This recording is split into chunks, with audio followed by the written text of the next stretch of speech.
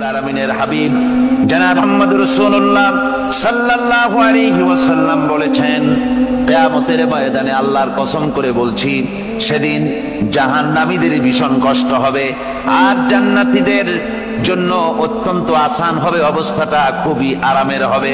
নবীজি বলেন, এক ফরজ নামাজ, এক ওয়াক্ত ফরজ নামাজ আদায় করতে যে সময়টুকুন লাগে, কিয়ামতের মাঠের এই সময় এত বড় বিরাট লম্বা সময় জান্নাতীদের জন্য এরকম হালকা হয়ে যাবে। সুবহানাল্লাহ। হযরত আবু সাঈদ খুদরী রাদিয়াল্লাহু তাআলা হাদিসখানা বর্ণনা করেছেন, এক ওয়াক্ত নামাজ, একটা ফরজ নামাজ পড়তে যতটুকুন সময় লাগে এতটুকুন সময়ের ভেতরে জান্নাতীদের কারবার শেষ হয়ে যাবে। সুবহানাল্লাহ। আর ওদের কারবার তো শেষই হবে না। وَيَوْمَ تَشَقَّقُ السَّمَاءُ بِالْغَمَامِ وَنُزِّلَ الْمَلَائِكَةُ تَنزِيلًا। ওরা ফেরেশতা দেখতে চায়, সেদিন আসমান সমূহ বিদীর্ণ হয়ে মেঘ পুঞ্জ বেরিয়ে আসবে, আত্মপ্রকাশ করবে, তার ভেতর থেকে ফেরেশতারা ক্রমাগত নাজিল হতে থাকবে। আর অবস্থাটাই হবে, আল মুলকু ইয়াউমাইযিনিল হাক্কু লিররহমান ওয়া কানা ইয়াওমান আলাল কাফিরিনা আসীরা। আর সেদিনে বাদশাহী হবে কেবলমাত্র রহমানের। ওয়া কানা ইয়াওমান আলাল কাফিরিনা আসীরা। আর সেই কিয়ামতের দিন, সেই সময়টা হবে কাফেরদের জন্য বড়ই কঠিন। এখানে কিয়ামতের কিছু কথা বলা হচ্ছে, কিছু আভাস দেওয়া হচ্ছে যে আসমান সমূহ বিদীর্ণ হয়ে মেঘ পিণ্ড বেরিয়ে আসবে এবং তার থেকে ক্রমাগত ফেরেশতারা নাজিল হতে থাকবে। আল্লাহর হাবিব বলেছেন, কেউ যদি কিয়ামতের দৃশ্য দেখতে চায় সেজন্য সূরা ইজা শামসু কুবিরাত ওয়া ইজা সামাউ ফাতারাত, ইজা সামাউ শাক্কাত, এই সূরাগুলি যেন পড়ে, তাহলে কিয়ামতের দৃশ্য তার চোখের সামনে প্রতিভাত হবে। কিয়ামতের দৃশ্যটা আসলে কেমন হবে সেই সূরাগুলি তেলাওয়াত করলে সে বুঝতে পারবে। যেমন আল্লাহ পাক বলছেন, ইযাস সামাউ ফাতারাত ওয়া ইযাল কাওয়াকিবু তাফারাত ওয়া ইযাল বিহারু ফুজ্জিরাত ওয়া ইযাল কুবুরু বুসিরাত। যখন আকাশসমূহ চূর্ণ বিচূর্ণ হয়ে যাবে আর তারকাসমূহ বিক্ষিপ্ত হয়ে পড়বে, সমুদ্র মহাসমুদ্রগুলি দীর্ণ বিদীর্ণ হয়ে যাবে, কবরগুলি সব উদ্গীরণ করে দেবে, তার মধ্যে যা আছে সে সবগুলি। আবার আল্লাহ পাক বলেন, ইযাশ শামসু কুবিরাত ওয়া ইযান নুজুমুন কাদারাত ওয়া ইযাল জিবালু সুয়িরাত। সূর্য যখন থেকে যাবে, তারকাগুলি যখন বিপর্যস্ত হয়ে যাবে আর পাহাড়গুলি যখন চালিয়ে দেওয়া হবে, এই দৃশ্য তোমরা দেখতে পাবে। فإذا النجوم طمست وإذا السماء فرجت وإذا الجبال نسفت। সেদিন অবস্থা এমন হবে, সমস্ত তারকাগুলি স্তিমিত হয়ে যাবে আর আকাশসমূহ দীর্ণ বিদীর্ণ হয়ে যাবে। আর দেখতে পাবে পাহাড়গুলি, সমস্ত পাহাড়গুলিকে উড়িয়ে দেওয়া হবে। আবার অবস্থা আরো কি হবে, فإذا برق البصر وخسف القمر وجمع الشمس والقمر। যখন চক্ষু বিস্ফারিত হয়ে যাবে মানুষের, চাঁদ আর সূর্য নিষ্প্রভ হয়ে যাবে, সব একাকার হয়ে যাবে, চন্দ্র এবং সূর্য তার অস্তিত্বকে হারিয়ে ফেলবে। শুধু তাই নয়, ওয়াহুমিলাতিল আরদু ওয়াল জিবালু ফাদুক্কাতা দাক্কাতাও ওয়াহিদা। জমিন ও পাহাড়গুলির মধ্যে সংঘর্ষ লাগিয়ে দেওয়া হবে আর তা এক ধাক্কায় জমিন এবং সমস্ত পাহাড়গুলি চূর্ণ বিচূর্ণ হয়ে যাবে। সুবহানাল্লাহি ওয়া বিহামদিহি। আল্লাহ রাব্বুল আলামিন বলছেন, এইভাবে করে কিয়ামতের দৃশ্য, বিভীষিকাময় দৃশ্য তোমরা দেখতে পাবে। আর সেদিনের রাজত্বটা কার হবে? আল মুলকু ইয়াউমাইযিনিল হাক্কু লির-রাহমান। সেদিনের রাজত্ব হবে কেবলমাত্র রহমানের। অর্থাৎ যেসব কৃত্রিম বাদশাহী দেখে তোমাদের চোখে ধাঁধা লেগে গিয়েছে, তোমাদেরকে দুনিয়ার বাদশাহী দেখে তোমরা ধোঁকায় পড়ে গিয়েছো, এসব বাদশাহী কিছুই টিকবে না সেদিন। সেদিন শুধু বাদশাহী থাকবে একমাত্র আল্লাহ পাকের। কার থাকবে বাদশাহী? যারা বলেন কার? আল্লাহ রাব্বুল আলামিন যখন কিছুই থাকবে না ঘোষণা করবেন লিমানিল মুলকুল ইয়াউম লিল্লাহিল ওয়াহিদুল কাহ্হার। আজকে কার রাজত্ব? চারিদিক থেকে আওয়াজ আসতে থাকবে, পরাক্রমশালী আল্লাহ রাব্বুল আলামিনের রাজত্ব আর কারো নয়। হাদিস শরীফে এসেছে, বুখারী মুসলিম শরীফের হাদিসে এসেছে, আল্লাহ নবী বলেন আল্লাহ রাব্বুল আলামিন তখন তার এক হাতে আকাশ মণ্ডলীকে ধারণ করবেন, আর এক হাতে জমিনকে ধারণ করবেন। আকাশ মণ্ডলী এক হাতে, জমিন এক হাতে। এভাবে আল্লাহ রাব্বুল আলামিন বলবেন আইনাল জাব্বারুন আইনাল মুতাকাব্বিরুন। কোথায় সেই স্বৈরাচারীরা? কোথায় সেই দুর্বিনীত অহংকারী স্বৈরাচার যারা আমার জমিনের উপরে, আমার মানুষের উপরে রাজত্ব চালিয়েছে? তারা আজকে কোথায়? কোথায় সেই অহংকারীরা? আল্লাহ পাক সেদিন যে বলবেন, সেদিন তো বলবেন, কিন্তু দুনিয়ার মাঝেও স্বৈরাচার যারা, অহংকারী যারা, তাদের শাস্তি পৃথিবীর বুকেও দেন। আর সেদিন তো দিবেনি। কত স্বৈরাচার আমরা দেখলাম, কত অহংকারী দেখলাম, যাদের তর্জনী হেননে লক্ষ কোটি কোটি মানুষ উঠতো আর বসতো। তাদের জিল্লাতির সঙ্গে আল্লাহ রাব্বুল আলামিন কতজনকে বিদায় করে দিলেন। ফুলের মালা নিয়ে কুলাতে পারে নাই, পা থেকে শুরু করে গলা পর্যন্ত ফুলের মালা দিয়া ডুবাই দিল ভক্তরা। আবার আল্লাহ রাব্বুল আলামিন এমন শাস্তি দিলেন, ফুলের মালার পরিবর্তে জুতার মালা নিয়ে জেলের মধ্যে ঢুকাইয়া দিলেন। ঠিক কিনা গণ? অহংকারী আর স্বৈরাচার যারা হয়, আল্লাহ পাক এভাবে তাদের দৃষ্টান্ত দেখিয়ে দেন। আমরা কত দেখলাম, 9 বছরের রাজা 10 বছরের সাজা। পৃথিবীর মুখে যারা অহংকার করে, যারা স্বৈরাচার হয়, আল্লাহর আইনকে যারা বৃদ্ধাঙ্গুষ্টি প্রদর্শন করে, আল্লাহ পাক তাদের জমিনেও দেখান। এখানে চূড়ান্ত ফয়সালা আল্লাহ করেন না, আসল ফয়সালার জায়গা তো আছেই, তবে এখানে নমুনা দেখায় দেন। কিন্তু মুশকিল হচ্ছে, ইতিহাসের সবচাইতে বড় শিক্ষা হলো ইতিহাস থেকে মানুষেরা শিক্ষা গ্রহণ করে না। একজনে যে কাম করে বিপদে পড়ে, আর একজন এসে আবার সেই পথেই অগ্রসর হয়, নিশ্চিত মৃত্যুর পথে। আমার বন্ধুগণ, আল্লাহ পাক বলছেন সেই দিন আমার রাজত্ব হবে, আর কারো রাজত্ব হবে না। ওয়াকানা ইয়াওমান আলাল কাফিরিনা আসীরা। আর ওই দিনটা, ওই কিয়ামতের দিন হবে কাফেরদের জন্য সবচাইতে কঠিন। সবচাইতে কঠিন হবে কাদের জন্য? কাফেরদের জন্য। কাফের কারা?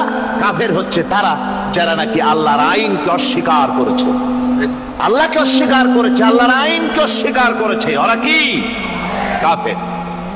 কুফর শব্দের অর্থ হচ্ছে গোপন করা। এই জন্য অন্ধকার রাতকে আরবিতে কাফের বলা হয়েছে, অর্থাৎ যা সব জিনিসকে অন্ধকার দিয়ে ঢেকে দেয়। তো কুফর হচ্ছে সেই জিনিস যা মহাসত্যকে ঢেকে দেয়, সত্যকে, মহাসত্যকে ঢেকে দেয় যে জিনিস, সেটাকে কুফর বলা হয়। আর এই কাফের অন্ধকারে ঘুরে মরে, সে কোন আলোর খোঁজ পায় না। আল্লাহ রাব্বুল আলামিন বলেন, কাফেরদের কথা এখন শোনাচ্ছেন আল্লাহ পাক, ওয়াল্লাযীনা কাফারু আউলিয়াউহুমুত তাগুতু ইউখরিজুনাহুম মিনান নূরি ইলাজ যুলুমাত। যারা কাফের, যারা কুফরি অবলম্বন করেছে, তাদের সাহায্যকারী আর পৃষ্ঠপোষক হচ্ছে তাগুত। তাগুত বলা হয় সেই শক্তিকে যে শক্তি শুধু নিজেই আল্লাহর আইন অমান্য করে বসে থাকে না, বরং অন্যদেরকেও আল্লাহর আইন অমান্য করতে বাধ্য করে। ওদেরকে আরবিতে কি বলা হয়? তাগুত বলা হয়। আর এই তাগুতের শক্তি, এই তাগুত হয় তার সাহায্যকারী, যা তাকে আলো থেকে টেনে অন্ধকারের ভেতরে নিয়ে যায়। আর কাফের হচ্ছে আল্লাহ পাকের ভাষায় অর্থাৎ কোরআনের ভাষায় কাফের হচ্ছে সবচাইতে নিকৃষ্ট প্রাণী, সবচাইতে নিকৃষ্ট জীব, মহাসত্যকে যারা অস্বীকার করেছে, যারা আল্লাহকে মানে না, যারা আল্লাহর কোরআনকে মানে না, যারা ইসলামকে স্বীকার করে না, তারা সবচাইতে নিকৃষ্ট প্রাণী। আল্লাহ রাব্বুল আলামিন বলেন, ইন্না শাররাদ দাওয়াবি ইনদাল্লাহিল্লাযীনা কাফারু ফাহুম লা ইউমিনুন। নিশ্চয়ই আল্লাহর জমিনে সব বিচরণশীল জীব যত আছে, আল্লাহ বলছেন আমার জমিনে বিচরণশীল জীব যত আছে তার মধ্যে সবচাইতে নিকৃষ্ট প্রাণী হলো যারা ঈমান আনে নাই, যারা বিশ্বাস করে না আমি আল্লাহকে, যারা পরকালকে বিশ্বাস করে নাই, যারা কোরআনকে বিশ্বাস করে নাই, যারা ইসলামকে বিশ্বাস করে নাই, পৃথিবীর মধ্যে তারা সবচাইতে নিকৃষ্টতম প্রাণী। আল্লাহ বলেন শুধু নিকৃষ্ট জনক নিকৃষ্ট প্রাণী বললেই সারে না, এরা হলো চতুষ্পদ জানোয়ারের মতো। কে বলতেছেন? আমি বলছি না, কিন্তু আল্লাহ পাক বলতেছেন চতুষ্পদ জানোয়ারের মতো কাফেরেরা। وَمَثَلُ الَّذِينَ كَفَرُوا كَمَثَلِ الَّذِي يَنْعِقُ بِمَا لَا يَسْمَعُ إِلَّا دُعَاءً وَنِدَاءً। এই কাফেরদের দৃষ্টান্ত হচ্ছে সেই রাখালের মতো, যে রাখাল তার পশুদেরকে ডাকে আর ওই পশুরা একটা ডাক শুনে মাত্র, কিন্তু কি যে বলে তা তো পশুতে বোঝে না। কথা বুঝতে পেরেছেন? সুম্মুন বুকুমুন উমিয়ুন ফাহুম লা ইয়াকিলুন। এরা বোবা, এরা বধির, এরা অন্ধ, এ কারণেই কোনো কথা বোঝে না। এরা চতুষ্পদ জানোয়ারের চাইতেও নিকৃষ্ট। যাদেরকে আমি আল্লাহ বলেন, যাদেরকে আমি চোখ দিলাম, চোখ থাকতে হক দেখলো না, সব দেখলো। হক দেখে নাই চোখ দিয়া, এই চোখ দিয়া সব দেখলো। নারীর সৌন্দর্য উপভোগ করলো আর নারীর অঙ্গ প্রত্যঙ্গ নিয়ে নানা ধরনের গল্প লিখলো, কবিতা লিখলো, কিন্তু এই সৌন্দর্য যিনি দিলেন তারেও চিনল না। আছে না কত কবি আমাদের দেশে? আমার দেশের সেই কবি জাতীয় পুরস্কার পায় যে কবি নারীর বিশেষ বিশেষ অঙ্গ নিয়ে বেশি করে নির্লজ্জ কবিতা লিখতে পারে, ওই হলো সবচেয়ে বড় কবি। আমার বন্ধুগণ, একজন বুজুর্গ ব্যক্তি তিনি পথ দিয়ে যাচ্ছিলেন, তো সে পথে এক সুন্দরী যুবতী মেয়েকে দেখে সেই যুবতী মেয়ের দিকে এই বুজুর্গ ব্যক্তি এক নজরে তাকায় আছে। তখন এই ঘটনাটাকে কবি এভাবে লিখতেছেন সাজায়, একদা সুখদায়ক প্রমোদা বদন দর্শন করিবম ঝরিল নয়ন, হেসে কহে সে রূপসী সবিস্ময় মন, কহ দেখি মহাশয় কহ কি কারণ, বিষয় বিরাগী তুমি ভুবনে প্রচার, কি হেতু জন্মিল তব মানস বিকার, সামান্য ললনা রূপ করি দর্শন, উচিত না হয় তব অশ্রু বরিশন। বুজুর্গ ব্যক্তি ওই মহিলার দিকে তাকিয়ে তাকিয়ে কাঁদতেছেন। সুন্দরী মহিলা বলেন, আল্লাহর বুজুর্গ বান্দা, আপনি এলাকার ভিতরে বুজুর্গ এবং পীর হিসাবে, বুজুর্গ ব্যক্তি হিসাবে আপনি বিখ্যাত। আজকে আমাকে এখানে দেখে আপনি আমার দিকে তাকায় আমার রূপ উপভোগ করতেছেন আর কাঁদতেছেন। আপনার মতো সংসার বিরাগী মানুষ আমার মতো একটা সুন্দরী মেয়েকে দেখে এভাবে কাঁদা ঠিক না। বুজুর্গ ব্যক্তি বলছেন, হেসে কহিলাম বালে করহ শ্রবণ, নেত্র ঝরে তবু হেতু ভেব না এমন, যে শিল্পী রচিল ওই সুধাংশু বদন, তাহার তরে ছড়ে নেত্র নয়নে জীবন।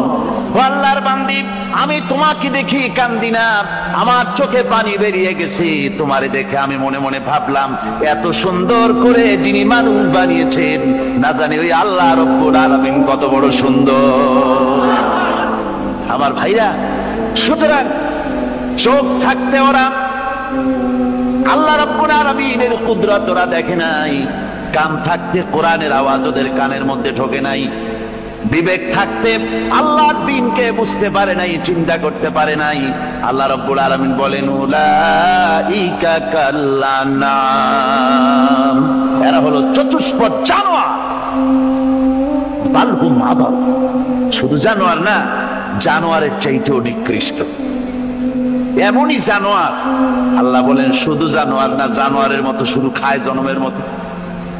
والذين كفروا يتمتعون ويأكلون كما تأكل الأنعام। এই কাফেরগুলির কাম শুধু ফুর্তি করা, গান বাজনা, নাটক, গল্প, এই সব কাজ তাদের। নামাজ নাই, রোজা নাই, আল্লাহ চিন্তা নাই, তাহাজ্জুদ নাই, পরহেজগারি নাই, শুধু গান আর নাচ। দেখেন না ফুর্তি। এই যে 1 জানুয়ারি রাত 12টার সময় আমার ঘুম ভেঙে গেল, এই যেখানে আমি ছিলাম, বিকট আওয়াজ। আমি মনে করলাম পাশের বাড়ি বুঝি ডাকাত পড়ছে। পরে বাড়িওয়ালা আমাকে বললেন যে ডাকাত না, বোধহয় এই নিউ ইয়ার সেলিব্রেট হচ্ছে, নতুন বৎসর উদযাপন হচ্ছে, বোমা দিয়ে শহরবাসীর আরামের ঘুম হারাম করে এগুলি করা হচ্ছে। এ তো গেল 1 জানুয়ারি। আর যখন আমাদের নিজেরটা যখন আসে, অর্থাৎ 1 বৈশাখ, তখন দেখছেন অবস্থা 1 বৈশাখে। এবছর আমাদের দেশে 1 বৈশাখে ঢাকায় যে দৃশ্য আমি টিভির মধ্যে দেখলাম, তাতে আমার মনে হয়নি যে 12 কোটি মুসলমানের দেশে রাজধানীতে এই দৃশ্য হচ্ছে। আমার মনে হচ্ছে এটা বুঝি কলকাতা অথবা অন্য কোনো শহর হবে। আমি দেখলাম সমস্ত যুবক যুবতী, নারী পুরুষ, বিভিন্ন বয়সের লোক সব একসঙ্গে রাস্তায় নেমেছে, নাচতেছে। তার মধ্যে বুদ্ধিজীবী আছে, শিক্ষিত লোক আছে, সমানে নাচতেছে। আর তাদের মুখোশ পরা, বানরের মুখোশ, কুকুরের মুখোশ, শূকরের মুখোশ, ঘোড়ার মুখোশ, পাপী শিয়ালের মুখোশ, এই মুখোশ পরে এভাবে নাচতেছে। আমি চিন্তা করলাম, নববর্ষের সাথে কুত্তার মুখোশের সম্পর্ক কি? নববর্ষের সাথে পাপী শৃগালের মুখোশের সম্পর্ক কি? তাহলে ওরা কি বলতে চায় যে আগামী বছরটা আমরা কুত্তার ভূমিকায় অ্যাক্টিং করব, অথবা শৃগালের মতো ধূর্তামি করব জাতির সাথে? তারপরে কি করলো? সকাল বেলায় যুবক যুবতী 1 বৈশাখ সূর্য উদয়ের আগে রমনা লেকের পাড়ে গিয়ে সব দাঁড়িয়েছে বাসন্তী রঙের শাড়ি পরে। তারপরে সেখানে দাঁড়িয়ে সূর্য উদয়ের পানে তাকিয়ে সকাল বেলায় ভাবে করজোর করে বলছে, এসো হে নববৈশাখ স্বাগতম হে। নববৈশাখ অলক্ষে বোধহয় এটা শুনে বলতেছে, বাবাজিরা আমারে ডাকতেছো, অপেক্ষা করো, আমি আসতেছি। আমারে ডাকতেছো, আমি আসতেছি, কোমরে গামছা বেঁধে আসতেছি, 225 মাইল স্পিডে আসতেছি, 30 ফুট উঁচু জলোচ্ছ্বাস নিয়ে আসতেছি, নববৈশাখের মজা সাত চাকায়। আমার ভাইরা, মুসলমান নববর্ষ উদযাপনের সাথে মুসলমানের কিসের সম্পর্ক? মুসলমান যদি এই দিন উদযাপনই করে, তাহলে তাকে করতে হবে ফজরের নামাজ পড়বে। মুসলমান নববর্ষ উদযাপন করবে, ফজরের নামাজ পড়বে, তারপরে কোরআন শরীফ তেলাওয়াত করবে, দরুদ শরীফ পড়বে, আল্লাহর দরবারে হাত তুলে বলবে, রব্বুনা আলামিন, 1 বছর পার করে দিলাম, নাফরমানি ছাড়া কিছুই তো করি নাই, বিগত বছরে যা করেছি মাফ করে দাও, আগামী বছরটা গোটা জাতি আর দেশের জন্য কল্যাণকর মঙ্গলময় করে দাও। এটাই তো বলা উচিত ছিল নাকি? বলে তা না করে, তা না বলে বৈশাখের পরিচালককে না দেখে সরাসরি বৈশাখকে আহ্বান করা হয়েছে, আর বৈশাখ আহ্বান করার মজা জনমের মতো দেখাই দিয়েছে। আল্লাহ রাব্বুল আলামিন তাই বলেন, কাফেররা তাদের কাজ হলো শুধু খাওয়া, তারা এমন খাওয়া খায় জনমের মতো খায়। ইয়াকুলুনা কামা তাকুলুল আনাম, জানোয়ারে যেমন খায় ওই রকম খায়। তার মানে খায়, একটু বিসমিল্লাহ কয় না, খায়া যখন ছেড়ে দেয় তখন আলহামদুলিল্লাহ বলে না, বাঁ হাতে খায়, আবার বাঁ হাতে খায়। ডাব একটা কাটলো, বিসমিল্লাহ নাই, খাইলো, 2-4 ঢোক খাইয়া পুরা ডাবটারে ফেলাই দিল। ডাবটা কি তোমার বাজান তৈরি করছিল নাকি? একটু বিসমিল্লাহ বললা না, একটু শুকরিয়া আদায় করলা। আমি গত এই ডিসেম্বর গেল, ডিসেম্বরের 16 তারিখ আমেরিকা থেকে এসেছি। ওখানে দেখলাম তারা প্রতি নভেম্বর মাসের শেষ বৃহস্পতিবার থ্যাঙ্কস গিভিং ডে অবজার্ভ করে। তা আমি জিজ্ঞেস করলাম, থ্যাঙ্কস গিভিং ডে জিনিসটা কি? ওরা বললো, এটা হচ্ছে এই যে গড আমাদেরকে সারা বছর ভালো খাওয়াইছে, আমাদেরকে ভালোভাবে পড়াইছেন, সুন্দর রেখেছেন, এই জন্য আমরা গডকে থ্যাঙ্কস দেই নভেম্বরের এই শেষ দিনটিতে। সারা বছরে ভালো খাইছি, ভালো থাকছি, এই জন্য গভর্নমেন্টকে মানে গডকে থ্যাঙ্কস দিলাম। আমি আবার আলোচনায় সেখানে বললাম যে দেখেন, রাশিয়ার সাথে আমেরিকার পার্থক্য তো এখানে, ওরা গডকে অস্বীকারই করেছে, গডই মানে না। আর এরা গডের নামাজ রোজা বা ইবাদত কিছু করুক আর না করুক, গডের অন্তত একটা ধন্যবাদ দেয়। ওরা ওদের ডলারে লিখেছে, ইন গড উই ট্রাস্ট, প্রত্যেকটা ডলারে লেখা আমরা গডে বিশ্বাস করি। তো শুকর আদায় করলে তো আল্লাহ বাড়িয়ে দিবেন। আল্লাহ রাব্বুল আলামিনের সুন্নাত হলো, শুকর যদি কেউ আদায় করে আল্লাহ বাড়িয়ে দেন। লা ইন শাকারতুম লা আযীদান্নাকুম ওয়া লা ইন কাফারতুম ইন্না আযাবী লাশাদীদ। আমার নিয়ামতের শুকর যদি আদায় করো আমি বাড়ায় দেব, আর যদি নিয়ামতের শুকর আদায় না করো তাহলে মস্ত বড় শাস্তি তোমাদের জন্য রেখেছি। তো আমেরিকা শুকর আদায় করে নিজেরা খাইয়া, কিন্তু ওদের জমিন হলো বিশাল জমি। আমি কয়েকবার গিয়েছি এবং বহু স্টেট সফর করেছি। ওদের জমিন এত ফার্টাইল, জমিনে যদি রীতিমতো তারা ফসল ফলাতো, এই ফসল সারা দুনিয়ার দরিদ্র ভূমুখ্য জনতাকে খাওয়াইয়া বাঁচাইতে পারত। কিন্তু ওরা তা করে না। ওরা করে কি?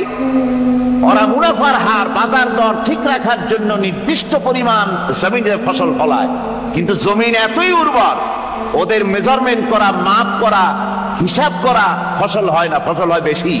তখন বাড়তি ফসলকে তারা প্রতি বছর লক্ষ লক্ষ টন আলু আর গমকে তারা সমুদ্রে নিক্ষেপ করে। তাদের আলু এবং গম সেই সময় তারা নিক্ষেপ করে সমুদ্রে যখন ইথিওপিয়া, সুদানে মানুষ না খেয়ে মরছে। পৃথিবীর বিভিন্ন দেশে মানুষ ক্ষুধার যন্ত্রণায় যখন চিৎকার করছে, আর তাদের এই চিৎকারে আকাশ বাতাস ভারী হয়ে যাচ্ছে, তখন ওরা এই কামটি করছে। তাই আমি ওই প্রথম দিন বলেছিলাম যে রাশিয়া যেমন খান খান হয়েছে, অস্তিত্ব বিলুপ্ত হয়েছে আল্লাহর সাথে নাফরমানি করার কারণে। আপনারা বলতে পারেন কমিউনিজম কি একটা সহজ ব্যাপার? একটা বিরাট শক্তি পৃথিবীর বুকে, কত দেশ তারা ডমিনেট করতেছিল। কোনো যুদ্ধ নাই, কোনো রক্তপাত নাই, বিনা ধাক্কায়, বিনা বাতাসে, বিনা ঝড়ে বিশাল মহিরুহু চিৎপটাং। এটা হলো কেন? কেন হলো রাশিয়ার এই দশা? আমি লালদিঘির ময়দানে বলে গেছিলাম, আমি চিন্তা করে যেটা পাইছি সেটা হচ্ছে দুনিয়ার সমস্ত মতবাদ আল্লাহকে কোনো না কোনো প্রকারে স্বীকার করে। তার কথা মানুক আর না মানুক, আছে একটা কিছু, এতটুকুন বলে যে আল্লাহ আছেন বা গড আছে বা একটা কিছু আছে। কমিউনিজম, সমাজতন্ত্র হলো পৃথিবীর একমাত্র নিকৃষ্ট মতবাদ, যে মতবাদ সরাসরি আল্লাহকে অস্বীকার করেছে, বলেছে আল্লাহ নাই, দেয়ার ইজ নো গড। তারা ধর্ম কাফির বলেছে। আল্লাহ পাক তাই কোন যুদ্ধ ছাড়া, কোন মারামারি ছাড়া, কোন রক্তপাত ছাড়া এই বিশাল শক্তিকে ফুৎকারে উড়িয়ে দিলেন, তুলার মতো হয়ে। গোটা রাশিয়া তুলার মতো হয়ে পেঁচা তুলা, ধোনা তোলার মতো হয়ে সব উড়ে চলে গিয়েছে, অস্তিত্ব বিলুপ্ত হয়ে গিয়েছে। কিন্তু আমাদের দেশের খুচরা কমিউনিস্টরা এখনো স্বপ্ন দেখে। ওই যে কালকে বলেছি, তারা বলে কলমের খোসা এটা এখনো নষ্ট করা যাবে না, এটা এখনো চালু করা হবে। এখনো চীনে আছে, এখনো কিউবায় আছে। ওই কিউবা থেকে, চীন থেকে ফিদেল কাস্ট্রোর একটু আওয়াজ শোনে, চীন থেকে মিস্টার ব্যাং নাকি জানি না, ব্যাং এর আওয়াজ শুনে আর তাই মনে করে এ বুঝি সমাজতন্ত্রের বিজয়ের গান। না, চীন থেকে আর কিউবা থেকে যে আওয়াজ আজকে উঠতেছে, এই আওয়াজ সমাজতন্ত্রের বিজয়ের আওয়াজ নয়, এটা হলো সমাজতন্ত্রের মরণ যন্ত্রণার গোঙানির আওয়াজ। কাজী এরা দুনিয়ার বুকে শুধু আনন্দ এবং ফুর্তি করে, আল্লাহর হককে, আল্লাহকে চিনতে তারা ব্যর্থ হয়েছে। আল্লাহ রাব্বুল আলামিন বলেন, অবিশ্বাসীদের কৃতকর্ম, তাদের কাজগুলি, তাদের কর্মফল সব নিষ্ফল হয়ে যাবে। ওয়াল্লাযীনা কাফারু আ'মালুহুম কাসারাবিন বিকিআতিন ইয়াহসাবুহুল যামআনু মা। আল্লাহ পাক বলেন, কাফের যারা, অবিশ্বাসী যারা, যারা আমাকে অস্বীকার করেছে, অবিশ্বাস করেছে, তাদের আমলগুলি হলো মরুভূমির মধ্যে মরীচিকার মতো। মরুভূমির মরীচিকা, মানুষ যখন মরুভূমির ভিতর দিয়ে যায়, পানির পিপাসা লাগে, দূরে দেখে পানি চিকচিক করতেছে, আর ওই মরীচিকা যেটাকে সে পানি মনে করেছিল, হাত্তা ইযা জাআহু লাম ইয়াজিদহু শাইআ, যেটাকে সে পানি মনে করে ছুটতেছিল, যখন কাছে গেল আল্লাহ পাক বলেন কিছুই সেখানে পায় না, শুধু মরীচিকা, বালু আর বালু। এরকম করে যারা আমার দিনকে অস্বীকার করেছে, আমাকে অস্বীকার করেছে, তারা যত ভালো কাজ করুক আর যাই করুক না কেন, তাদের কৃত কর্মগুলি এভাবে সব নিষ্ফল। এ হলো এক কথা। 2 নম্বরের কথা হলো, ওরা মনে করেছিল সমাজতন্ত্র শান্তি দেবে, কমিউনিজম শান্তি দেবে, সোশ্যালিজম শান্তি দেবে, ক্যাপিটালিজম শান্তি দেবে। এই শান্তির চিন্তা করে অগণিত মানুষকে হত্যা করে সমাজতন্ত্রের রাজত্ব যখন কায়েম করলো, 70 বছর চলে গেল, তারপরে তারা দেখলো হাত্তা ইযা জাআহু লাম ইয়াজিদহু শাইআ, কিচ্ছুই পেল না। তারা ক্ষুধার যন্ত্রণায় মরলো, কাপড় নাই, খাবার নাই। তারা ওই রাশিয়া থেকে, চেকোস্লোভাকিয়া থেকে, যুগোস্লাভিয়া দিয়া, রোমানিয়া থেকে, হাঙ্গেরি এবং পোল্যান্ড আর মঙ্গোলিয়া থেকে, সেখানে সমাজতন্ত্র তাড়াতে আমরা যাই নাই। আমরা সেখানে সমাজতন্ত্রের বিরুদ্ধে তাফসীর করি নাই, ব্যাখ্যা করি নাই, বক্তব্য রাখি নাই। ওই সব দেশ থেকে সমাজতন্ত্র তাড়াইছে কে? কারা দাঁড়িয়েছে? না না, ওরা নিজেরাই, সেই দেশের জনগণই এটাকে উৎখাত করেছে তাদের জমিন থেকে। আল্লাহ পাক বলছেন, যারা আমার দিনকে, আমার বিধানকে যারা অস্বীকার করবে, তারা এই অস্বীকারী অবস্থায় যদি মৌত হয়, আমার সমাজতন্ত্রী কোনো ভাই যদি এ মাহফিলে থাকেন, কমিউনিস্ট কোনো ভাই যদি এ মাহফিলে থাকেন, তাহলে শুনুন আল্লাহ কি বলতেছেন। আল্লাহর দিনকে, আল্লাহর কোরআন, পূর্ণাঙ্গ জীবন বিধান, অর্থনীতি আছে, সমাজনীতি আছে, রাজনীতি আছে, কথা যারা বিশ্বাস করে না, কোরআনকে শুধুমাত্র নামাজ, রোজা, হজ, যাকাত আর বেহেশত দোজখ যারা মনে করে, জীবন ব্যবস্থা মনে করে না, এই অবস্থায় যদি মারা যায়, আল্লাহ রাব্বুল আলামিন বলেন, ইন্নাল্লাযীনা কাফারু ওয়া মাতু ওয়া হুম কুফফারুন উলাইকা আলাইহিম লানাতুল্লাহি ওয়াল মালাইকাতি ওয়ান নাসি আজমাইন। আল্লাহ রাব্বুল আলামিন বলেন, আমাকে অস্বীকার করার অবস্থায়, আমার দ্বীনকে, বিধানকে অস্বীকার করার অবস্থায় যদি মৌত হয়ে যায়, তাহলে আল্লাহ, ফেরেশতা এবং तमाम পৃথিবীবাসীর অভিসম্পদ তার উপরে হতে থাকে, লানত হতে থাকে। খালিদিনা ফিহা লা ইউখাফফাফু আনহুমুল আযাবু ওয়া লা হুম ইউনজারুন।